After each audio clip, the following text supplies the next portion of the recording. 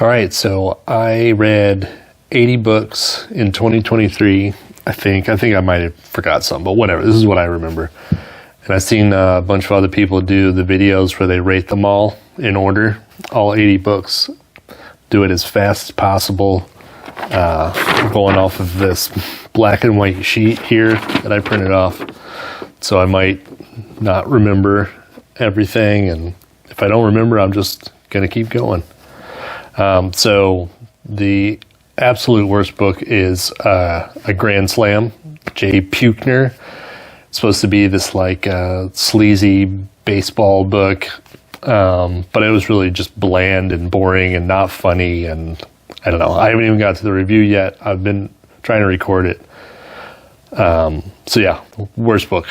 Second worst book, number 79, I guess would be, is The Fabulous Riverboat, Philip Jose Farmer. It was so fucking bad. It was like someone had some stupid dream and then they're just telling you about it, and it's like, you know.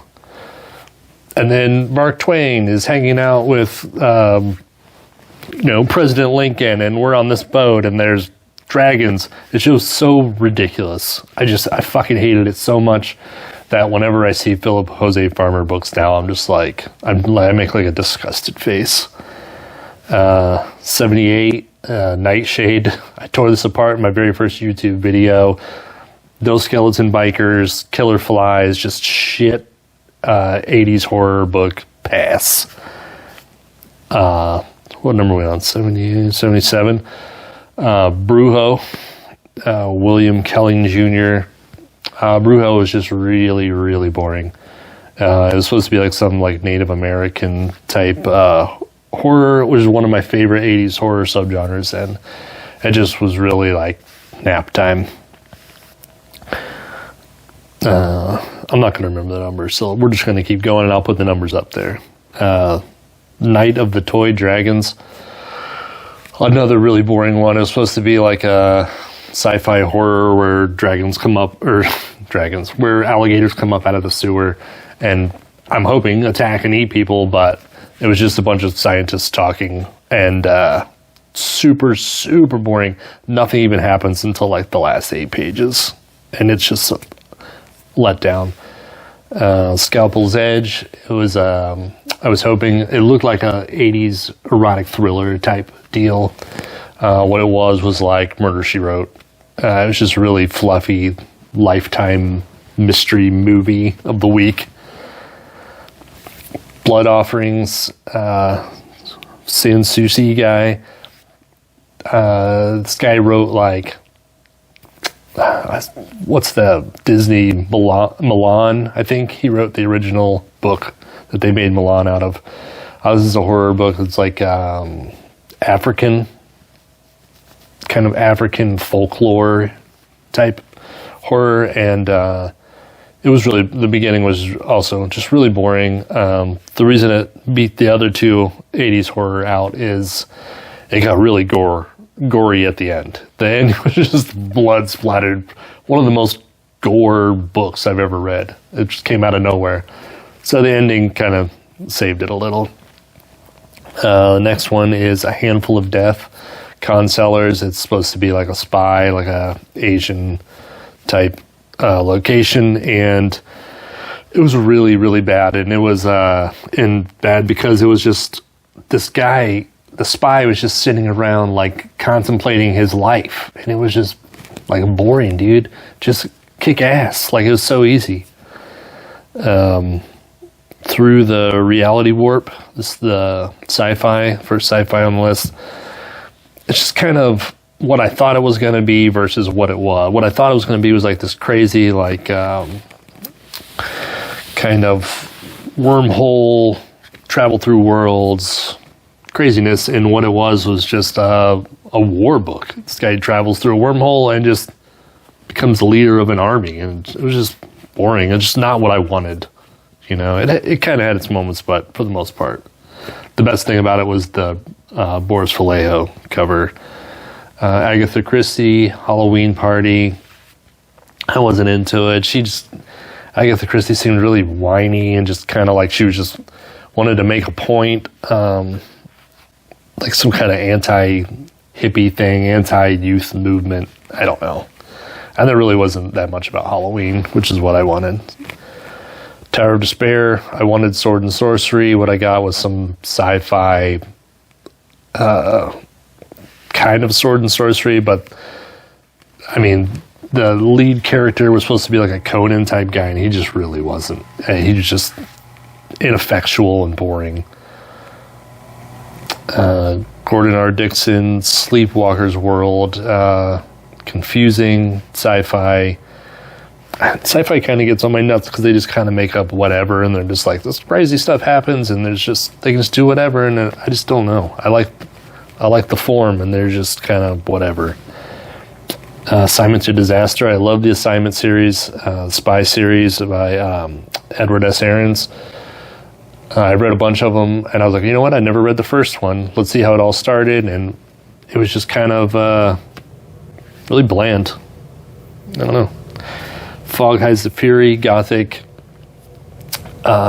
This was really boring at the beginning. It was just like the history of this girl's life. It just kept going on and on and on and on and on. And you're like, holy shit, just get to the old house and the mystery man.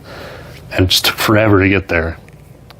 Oh, is that Japanese one? Sorry, I can't read it.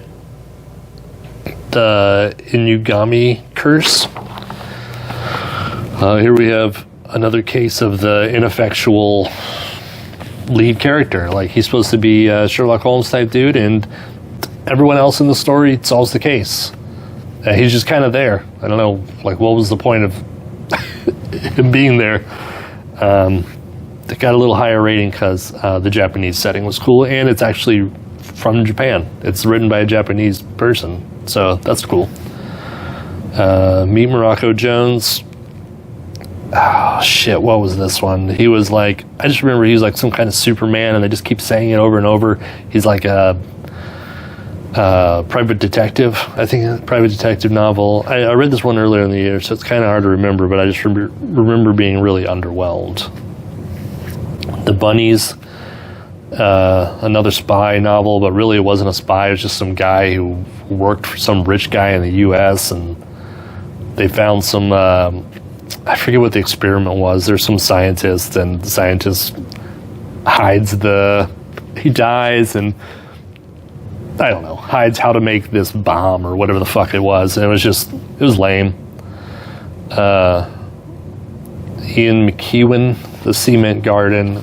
This is just a incest book. It was literature. It looked like horror. I wanted horror. It looked creepy and kind of gothic, but it wasn't. It was just some literature book about incest, this family growing up without a mom. The Barbarous Fallout is a men's adventure, but it's like the mercenary group type stuff, and they were taking on a militia of like separatist type dudes, like white supremacists, I think. It was okay. Just, I'm not really into the mercenary type men's adventure. I like the solos. Chinese Visitor, Female Spy. It's their first day on the job. I just did this review. Just kind of bland. Promoter, also another one I just did. Sleaze. Kind of was it interesting, then it got old, and then it got interesting. Shadow Girl, Ray Cummings. This was written by, I think, Tesla's assistant back in the 20s or whatever. Sci-fi book about time travel. It's kind of confusing. A little more grounded in reality, I think, than other sci-fi. A little bit. I don't know. Dreadful Lemon Sky, John D. McDonald. This is the first Travis McGee I ever wrote, and I thought it was just it was okay. It just seemed like two guys hanging out on a boat more than like exciting, tough crime. Strike 3, You're Dead is a baseball mystery, centered plot. It was okay. It was the writer's first book, so it was kind of one foot on the gas, one foot on the brake. Hit and Run is another baseball mystery book. This one was brutal. It had a lot of violence towards women in it, and it had like the cartel, and it was less about baseball and more about, just like world drug dealers. It was tough. It was a tough one. Kyrick fights the demon world, kind of Conan type stuff, written by Gardner F. Fox. It had its moments, but it was kind of bland also. Predators, I thought was going to be a giant wolf, like a Jaws, but a giant wolf. And what it was like a Charles Bronson type, you killed my family revenge type plot, but a wolf. A wolf hunting down these hunters with some guy. A guy and his wolf hunting down these hunters that killed these wolves. As a vegan person, animal killing hunter, it bumps it up higher on the list, but it was kind of a letdown. Marrakesh was a Middle Eastern type fantasy. It was good. It was okay. I wouldn't say it was good, but it wasn't bad. It was just kind of like, it was like a D&D set in the Middle East, Alibaba, some like historical fiction. Quick Change is I really like that movie with Bill Murray from the 80s, and that's why I got this. And while I was reading it, I was like, oh man, this isn't as good as the movie. And then after I read the book, I got the movie and rewatched it, which I hadn't watched in 20 years, and I was like, you know what? Actually, the book is better. So, I don't know. It had its moments. It's like a comedy crime book. The Scout, I don't remember which one it is. This is the first adult Western I ever read. It was nice and had really, the violence was out of control. Oh, good, the fan turned off. And it was way more like dirty than I thought it was going to be. Like, it wasn't softcore, it was pretty hardcore. But it was fun. Perfection is a serial killer thriller. It was good. Decent. It was entertaining. I don't know. Not much else to say. Imp was Andrew Niederman. Oh man, it looks like horror, but it's not. It's kind of horror. It's about this mother who tortures her demon child. The child she thinks a demon. The mom's like all tweaked on religion. And along the same lines here, we get the bastard Erskine Caldwell. When he wrote this, it was like, I forget, 30s or something, and he actually, they arrested him for it. It's pretty degenerate. Like, there's some incest, there's like rapes, and just horrible, all this horrible stuff. I think I'd call this more literature too. I wasn't sure what it was going to be, but it's definitely a literature book, but it's really low class. It's low class literature. Brighten things up here. The Contender is a young adult book about this kid in Harlem, joins a boxing gym, kind of puts him on track. It's like feel good type stuff. The Little Brother is another serial killer thriller. This one was cool. It's kind of like this guy kills people and then takes over their lives, like pretends to be them. The Mask of the Sun was a sci-fi, another time travel. This one had like a lot of Aztec stuff in it, and I love that stuff. This one also became a war book at the end. Kind of weird. Not what I really wanted. Cherry Delight, Silverfinger. I love Cherry Delight. I love stupid things. So Cherry Delight's high on the list, or medium on the list. She goes over to Italy to fight the mafia leader, Silverfinger, that has sex with everyone. City of Darkness is sci-fi by Ben Bova. Post-apocalyptic, kind of like juvenile delinquent crossover, where New York is closed off and these juvenile delinquent gangs run the post-apocalyptical, closed-off New York City. It was fun. Hawk is Death Riders. I love Hawk. This one is like, I forget what state he's in, but he like joins a traveling dirt bike riding Evel Knievel type, what's it called? Daredevil group. Kind of, you know, I don't like motorcycles and stuff, but it was alright. It was a Hawk. Another Cherry Delight, the Moreland Monster. This is very Scooby-Doo, so that bumped it higher on the list because it was really corny. Scooby-Doo, Sherlock Holmes, sleaze. It was good. Killers Are My Meat. I think that's the Chester Drum one. It's a private detective, and he travels to India to like solve this case. That was cool. The Indian setting. I love when people go out of the States. I love when stories go out of the States. The Young Hoods is an actual juvenile delinquent book from the 50s, street gang. It was tough. It was rough around the edges, so that was cool. It's what I wanted. Airline Investigator was cute. I like Airline Investigator because all I could think of when I was reading, it's a private detective story, but he's an airline investigator. All I could think of when I was reading this was some airline pilot in between flights was sitting in his hotel writing this. And so that just charming. As far as the story went, it was just okay, but it was charming. Cold Blue Light is a ghost story. It was pretty good, kind of spooky. I like that it had the real world occult and paranormal research in it. Night Watch, cop goes bad, turns into a manhunt. The beginning of this book was just really exciting. And then it kind of lowers down, but it's still good. The Greatest Adventure is, I think, that was like a precursor. Yeah, the precursor to Mountains of Madness. People say that it was an influence on Mountains of Madness. It's about scientists that go to Antarctica because they find dinosaurs there, discover this ancient land, you know. The Vikings Dark Return Part 2. I love the first one.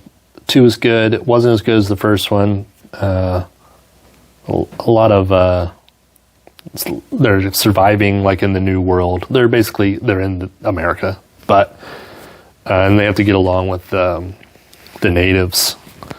It was tough. It was kind of Lord of the Ring-ish. They had to travel through these canyons and stuff, and there's monsters. After Dark, mainly Wade Wellman. This was so cool, but it just got monotonous. But I really wanted to like it more, and I feel like I just want to read some more of them. But just the atmosphere, the Silver John character, the like kind of the folk tale type thing is just awesome. Like if you love like old folk like Woody Guthrie, like storytelling stuff, and I don't know, it was just fun. The Maneaters, just posted this. It's a collection of the shark stories from Men's Adventure magazines. Great collection, beautiful book, beautiful scans of the cover art. It's just a lot of fun. The sharks really get into your head, man, when you read those stories. You start seeing them everywhere. Sucking Pit, Guy and Smith. Oh, this was fun, cheesy B horror. There's a pit that out in the woods where people throw bodies into. I don't know, it's pretty silly, but it was awesome. As you can see, as we're going on here, I love stupid things. So there's going to be stupid things on here. And I'm not saying that these books are like, you know, better written. I'm just saying I enjoyed them more. So here we are in the final groupings. Dragon Rising, Wade Barker, Ninja Master. I love ninja shit. This was like all over the place. It was just bonkers. Like who thinks this shit up? It was awesome. Mike Shane, Fit to Kill. I think this is I don't remember which one. I just remember I liked it a lot. I like Mike Shane a lot. Private detective stuff. Appointment in Calcutta, more private detective stuff. This one obviously takes place in Calcutta. It reminded me of like Indiana Jones meets the Maltese Falcon. Alarm in the Night, Fire Marshal Pedley. This is a private detective, or not private detective, he's a fire marshal, but he's like solving the fire mysteries. It was cool, very, very hard-boiled, tough talking. Yeah, just cool, different. The Man with Three Jaguars. This was smart private detective. This was like almost literature. I almost felt like I was reading like Albert Camus or something. Like if Albert Camus wrote a private detective story. Yeah, it was good. It takes place in Spain. Spanish writer. The Haunted Monastery. This was the Judge Van D. It's the first one of those I've ever read. It's Asian centered story. Old time. I don't remember what century it is. Probably like 1700s, 1600s or something. Apparently the author, like, these stories really existed from back in the day, and the author was a historian, and he found these stories and he just kind of like continued on writing them. So I thought that was pretty cool. There's a TV movie of it that I watched that was all right. Just a mystery. Hawk, Down Under and Dirty. I love Hawk. He's in Australia fighting the mafia. It's dumb. It's quick. It's fun. Ian Fleming, Diamonds Are Forever. I've been loving these James Bond books, and Diamonds Are Forever was great. It was better than the movie. Kind of has like little Western moments, and I don't know, it's just cool. Evil Way is more Native American subgenre horror that I love. It's these people in this canyon and gets possessed. I don't know. It was pretty rad. The Butcher, the hoodoo horror. I remember the Butcher is like ex-mafia guy, and then the government hires him to kick ass illegally. Starts off, he's like in a hospital, and then the hospital part kind of drags, but it gets better. I really just like the feel of it. And it was the first Butcher I ever read, and I was like, oh, this is like Hawk. This is good. Black Ashes is an 80s horror that takes place in India. It's really good. The 80s horror, as you can see, a lot of them are down on the bottom of the list, and this one was at the top. It was short, no filler. It was good. Spooky, Indian, like an evil Indian guru type nemesis. The Black Castle vampire story. I usually don't read the vampire stories, but it just looked really gothic and cool, and it takes place during the Spanish Inquisition, and just really entertaining and fun and spooky and not corny. Danger Trail, The Barefoot Mailman. I bought this because I thought it looked funny, and then I was like, I'm gonna read this stupid Danger Trail book, and it was really, really good. It was about this like historical thing where these mailmen, the first people that settled in Florida, they would walk up the coastline for days to deliver the mail. It was interesting. And it was about the growth of the cities, and there's like fights, and I don't know. It was just exciting. Not Too Narrow, Not Too Deep is a prison escape, religious philosophical book from the 40s, I think. The cover is very misleading. It's a very smart book, and I don't even think there is a woman in the book. But there's a really hot woman on the cover, which got me. But I wasn't upset about it because it was very smart, and every once in a while I need that.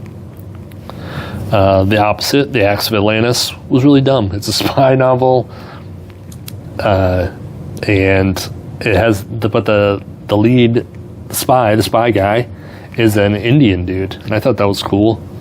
So it has like this kind of Eastern flavor going on, but he's from the U.S. and then he goes to Greece. Yeah, the story takes place in Greece, and it has like this mythology, and it was just really good. Megre's Dead Man, I love George Simenon, Megre. absolutely one of my favorites. It's like a comforting type read. Just good. I don't, it's a good mystery, good classic mystery. The Broker's Wife, Max Helen Collins. I read this at the beginning of the year.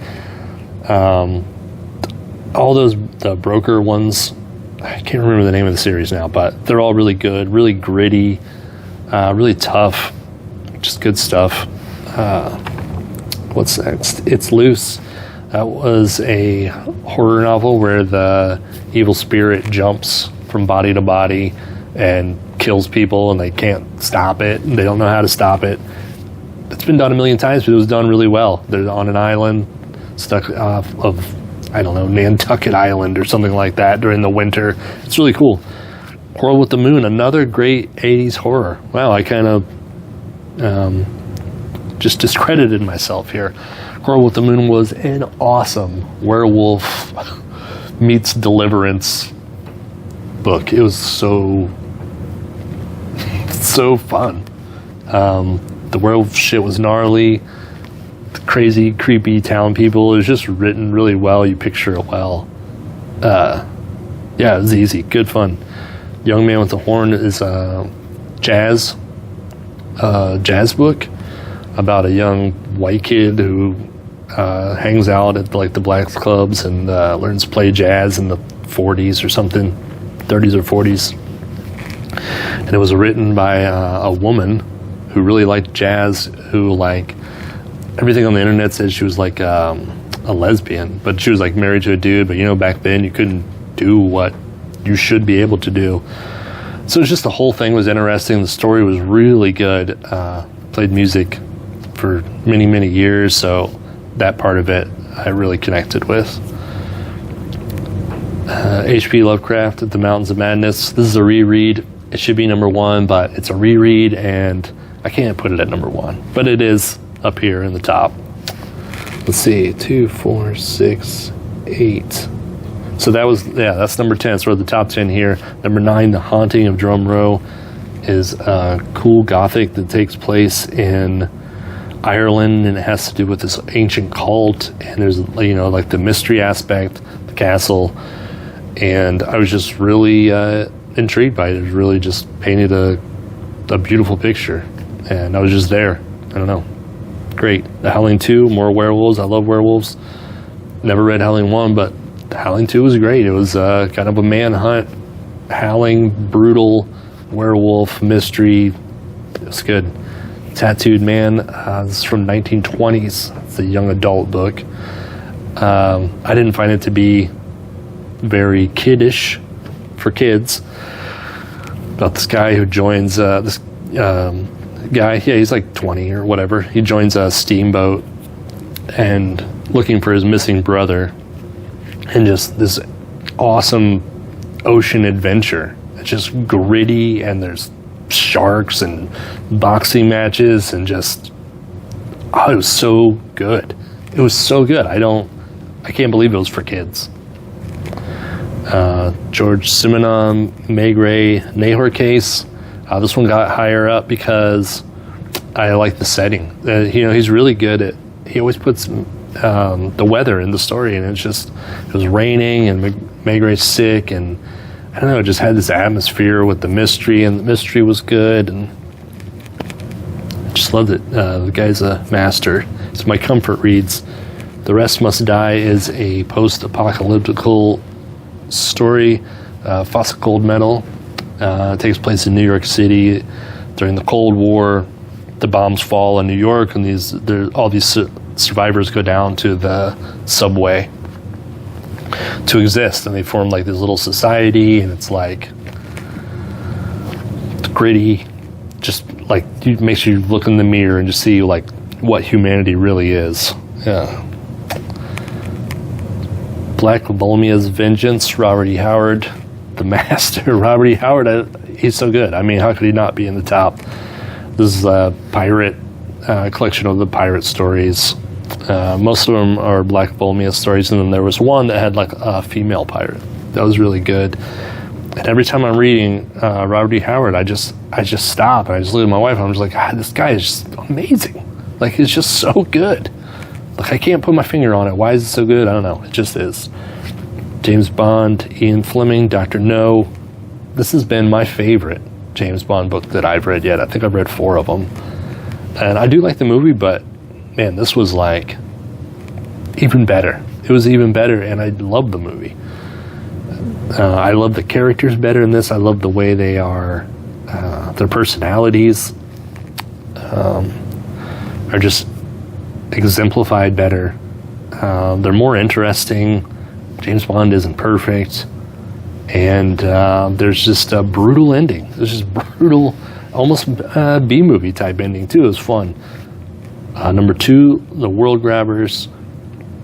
Twilight Zone in book form. This thing was cool. It was like this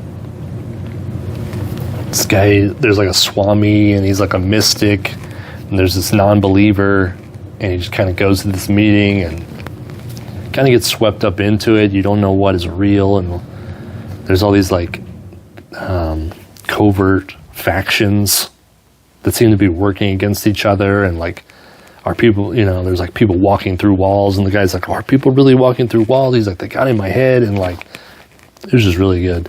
And then number 1 is Steve Bentley's Calypso Caper, Robert Dietrich, E. Howard Hunt. Bad dude in real life, but man, this was just so,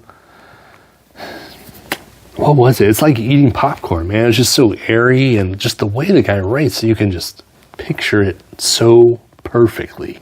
It just has such an atmosphere, such a feel. It's so easy to digest. Like, the mysteries aren't convoluted. It's very straightforward, and like the hard-boiled speaking is almost, it's just poetic in like a Bukowski kind of way. Like, it's like so simple, but so enjoyable.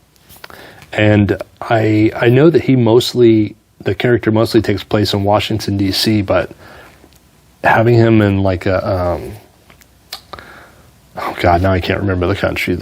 One of the islands, the Caribbean island, one of the Caribbean islands. But having him in that location just made it a million times better.